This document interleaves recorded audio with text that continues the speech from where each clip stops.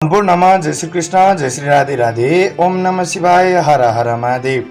नमस्कार। आज हामी तपाईहरुलाई विक्रम सम्वत 2082 साल फागुन 19 गते मंगलबार अर्थात सन् 2026 मार्च 3 तारिकका दिन नेपालबाट देखिने गरी खण्डग्रास चन्द्रग्रहण लाग्दैछ भन्ने कुराको जानकारी गराउन गइरहेका छौं।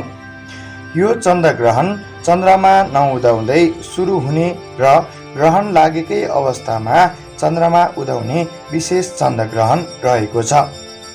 नेपालको समय अनुसार भने ग्रहण दिउँसोको 3:34 सुरु हुनेछ।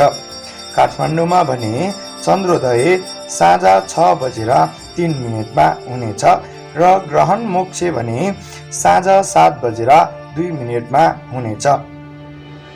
शास्त्रीय मान्यता अनुसार ग्रहणको सूतक बिहान 9:03 देखि लाग्ने भएकोले बाल, वृद्ध र बिरामी बाहेक अन्यलाई भोजन नगर्नु उचित मानिन्छ।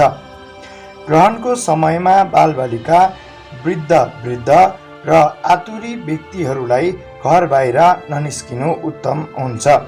ग्रहण समाप्त भएपछि स्नान गरेर भोजन गर्न सकिन्छ।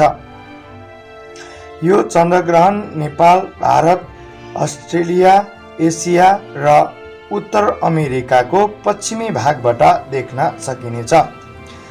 ज्योतिष शास्त्रको अनुसार यो ग्रहण सिंह राशि र फाल्गुनी नक्षत्रमा लाग्ने भएकोले सिंह राशिका व्यक्तिहरूले विशेष सावधानी अपनाउनु उचित हुन्छ।